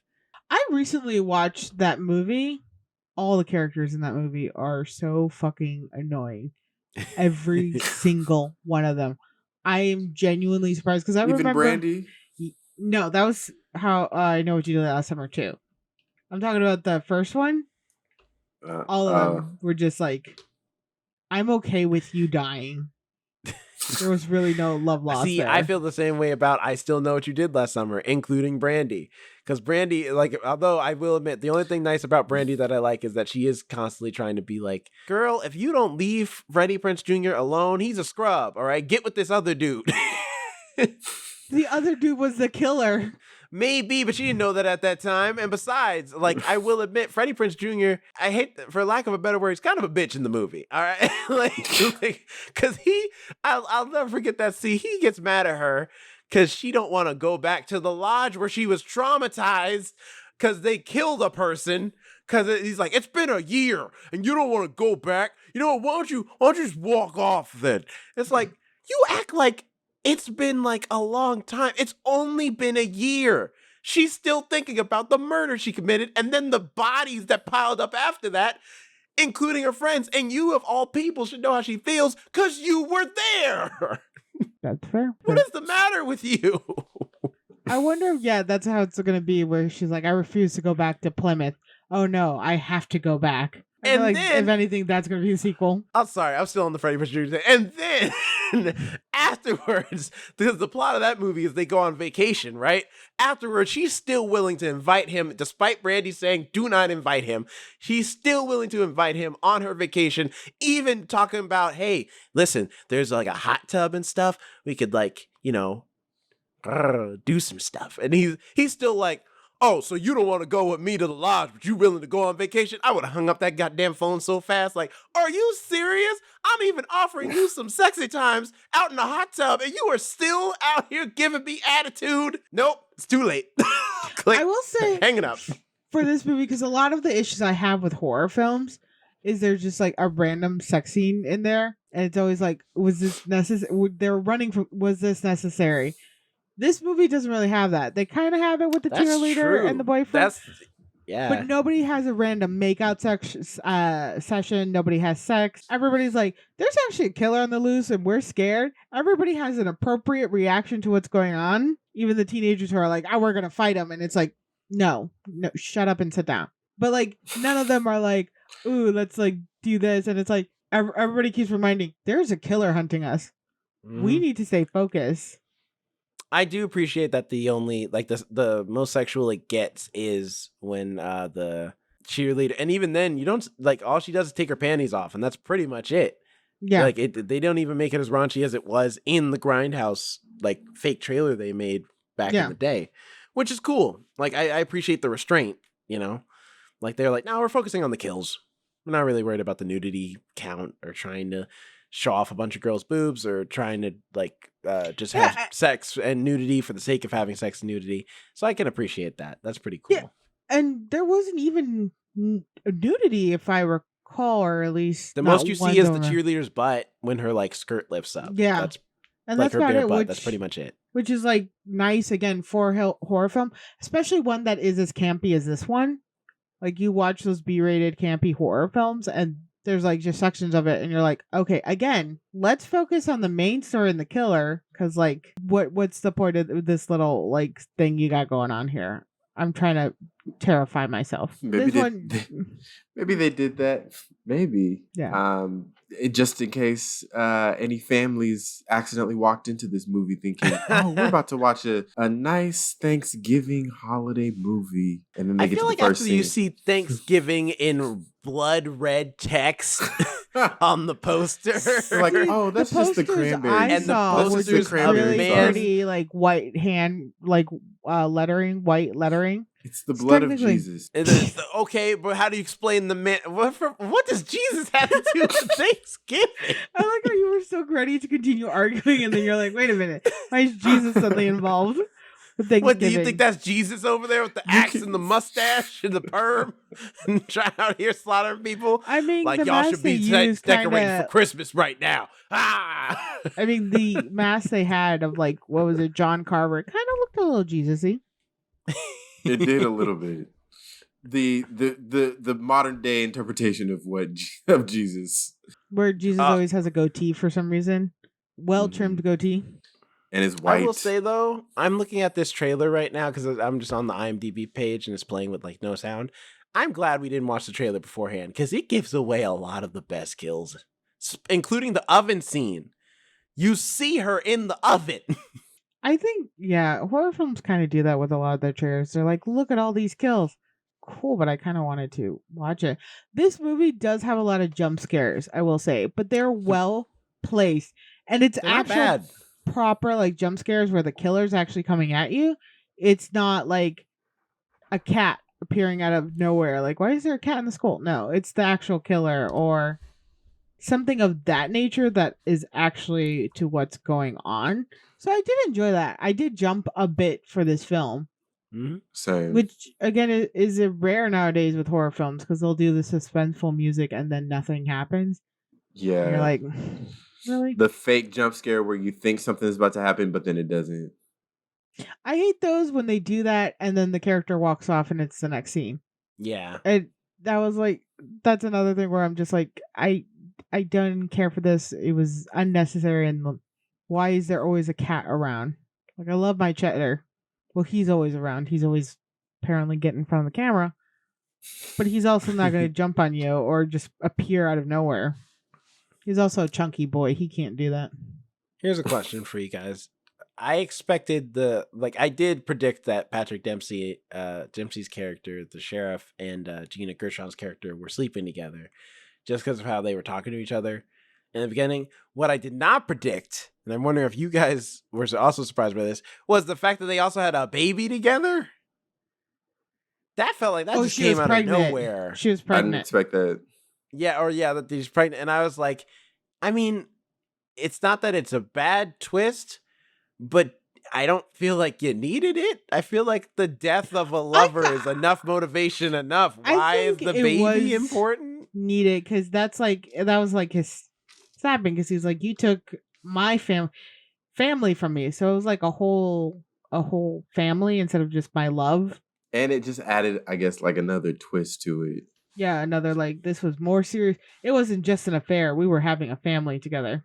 Also, unfortunately, the Mitch thing just falls completely by the wayside because they want that to be a red herring too, but you don't even see Mitch for pretty much the rest of the movie. And I mean, literally see him because they have him in they have him in the beginning as like the husband who's scorned because his wife died during the Black Friday event. And you see him on the news.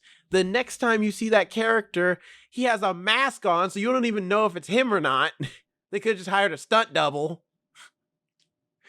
Brings out a sign, and then he leaves, and we never see that character ever again. And I was like, your red herrings, you do it. That's, I think, also another critique. The red herrings for this movie are terrible. Ryan, Mitch, Bobby. They're the three red herrings that are supposed to have motivation for being the killer. And all three of them aren't used well enough for it to really be plausible. That's true too. I didn't really. I was like, Ryan's definitely not the killer. I knew that right away. I didn't think about Mitch's character too much because I know it was supposed to be red herring, but he didn't have the killery vibe. Usually, when they have the killer like that, they make like slide comments off the hand, like, "Yeah, you'll get what's coming to you," or something like that. Like the sheriff did. Yeah, like the sheriff was always like, I couldn't have done this without you. Tell me what you know. Like, well, I can, like, it was very much like that lean in and that sentence. Or the like, see you soon. And then he leaves and it's like, he will, but he'll be the killer. Yeah. It's, you can always tell who the killer is because they'll say that like one line that's kind of like, I don't like the way you said that. And they'll do the lean in to the main character. And it's like, okay, then they're definitely the killer. This guy was just, Mitch was just a bumbling mess. And he had every right to be, of course.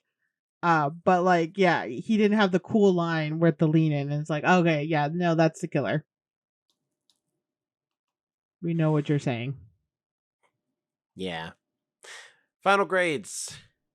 Where are we at, folks? Jonathan, you go first. I'll probably give it a B. A B for a B movie.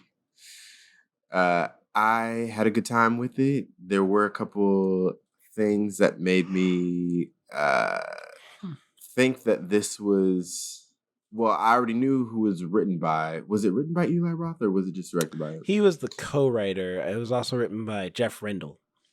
Okay. Or Rendell. Okay. I mean, because he had a co-writer wasn't as bloody as usually an Eli Roth movie is. Well, if I hadn't known who this was written by, I would have expected that it was written by exactly who it was written by. Because, if that makes sense at all. Because some of the things like the teen cliches, the Instagram thing, the whole Instagram thing, and just like a couple of the plot elements, yeah, that just yeah. But other than that, I had a great time with it. I had so much fun. I did like the jump scares. I did like a lot of the kills. A lot of the kills were very creative. The fact that we have a movie to add to the Thanksgiving collection, albeit small. I like that we're getting another Thanksgiving movie because we don't get those now. We just need our Martin Luther King Jr. movie and then our Labor Day movie. Do you watch the Martin Luther King Day? No, Do you want it to be a horror film? We actually have My Friend Martin, or is it My Pal Martin? My Friend Martin. That too. The cartoon with all the famous people in it. Yeah. Is that the one where they travel back in time? Yes. Oh my god, I remember that. And like every single person in it, every single person is in it. Our Friend Martin, I'm sorry, from 1999. Would you want it to be a horror film? What? The Martin Luther King movie? Yeah. It's the zombified Martin Luther King coming back to kill white people. No.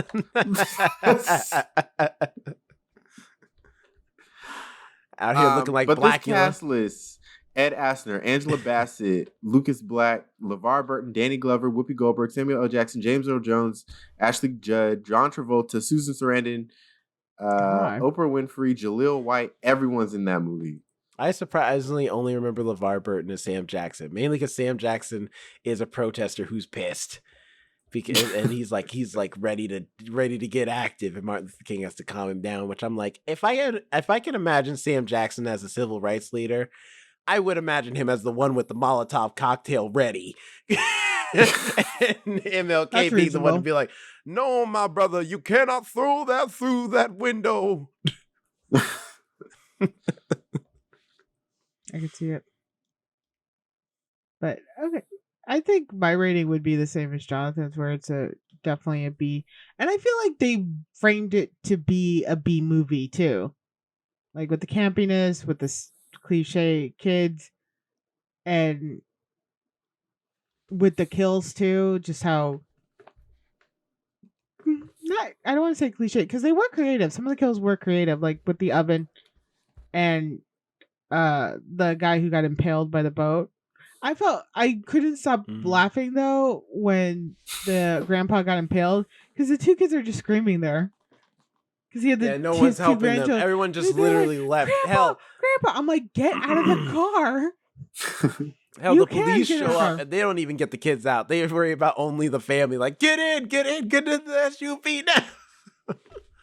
With that scene also, I like how he came in with a tranquil. He tranked a lot of people, so he was really just killing who he wanted to kill. Because he didn't even kill the father or the bodyguard of that one girl. He just tranked them. So like he was like, I'm not gonna hurt innocent people, but the other people are definitely gonna die horribly. I appreciate that. He's a killer with a clear plan. But it definitely had the B vibe that they were trying to go for, I think, and they succeeded. So it's a pretty decent movie with some good jump scares and some creative kills. And also, it's just a fun movie to watch with people. It's not something overly complicated. It's not something you have to be like playing Sherlock Holmes with or anything like that, or this elaborate backstory. His lover and child die. Very simple. Very neat. He goes crazy. Okay, cool. So it was just a nice, fun horror film. You got to enjoy, you got to laugh, and you got to have an argument about waffle makers. Because that's the only thing I will not let go about that is the waffle makers. What about you, Jerome? I also will give this a B. I don't think it's like, despite my like complaints here and there, this movie was never trying to be like high grade cinema, let alone like the world's greatest horror movie. It sought out to be a campy, fun horror movie you can just like chew on some popcorn and just have a laugh at.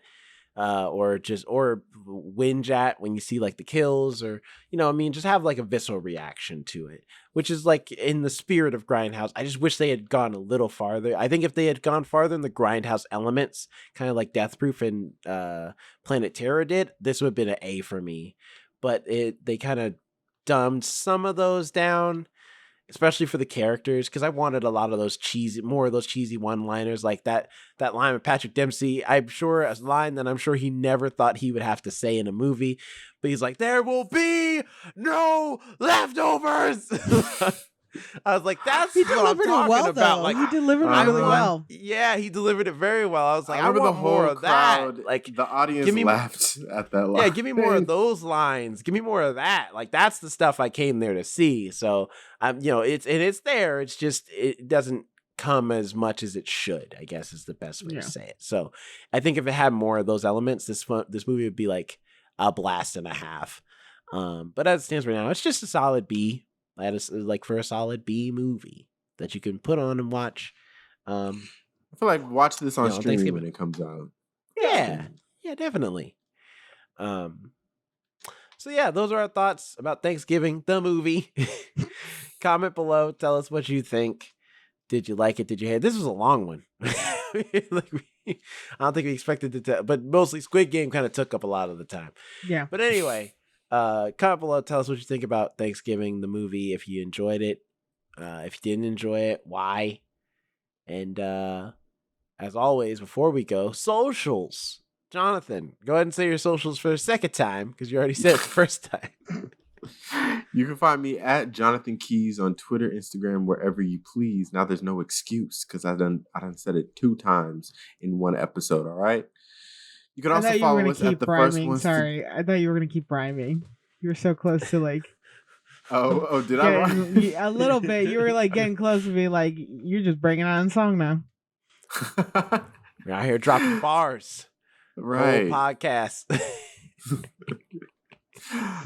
You could also follow us at the First Ones to Die on all our platforms. If you're watching us on YouTube, please like and subscribe. Also comment below. Did you watch the movie? Let us know your thoughts. If you're listening to us on audio, your favorite podcast platform, please give us 5 stars and a review. It would mean so much to us. And also email us, thefirstones2die@gmail.com. We really appreciate that. Jerome, where can people find you? You can find me at Not Jerome Red on Instagram. Check out other things I'm doing. And also, if you want extra content that you cannot get anywhere else on any of the audio streaming platforms, go on over to the YouTube channel. We're posting some new stuff there. We're starting to put some more stuff up soon. Monster Camp is going up in parts slowly but surely. We're going to have more gaming content coming. We're going to have vlog content coming. We're going to have mini reviews and book reviews coming back. Now that the strikes are over, all that stuff's gonna start flooding in again. And if you want to be the first ones to catch any of it, go on over to the YouTube channel, subscribe, hit the notification bell, of course, so you don't miss anything, and be on the lookout for that for sure. Alex, where can people find you? You can find me at Alex and Nobody on Instagram and on TikTok, and as well as the podcast TikTok, The First Ones to Die, where I post little clips of episodes we have done or things we will do, such as next week, it will just be me and Jerome. Jonathan will be out doing whatever Jonathan does when he leaves us for the day. So expect a chaotic episode when it's me and Jerome. And we will be discussing, we don't know yet. Something. But it'll be fun to figure out. It always is.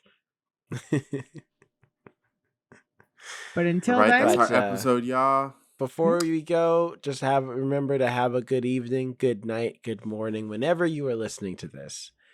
And we will see you for the next one. Go on over to the YouTube channel at The First Ones to Die to see all the fun stuff we got going on here, like mini reviews, book reviews, gaming videos, vlogs, all types of stuff. Please follow us at The First Ones to Die everywhere. Go ahead and give us a like and subscribe.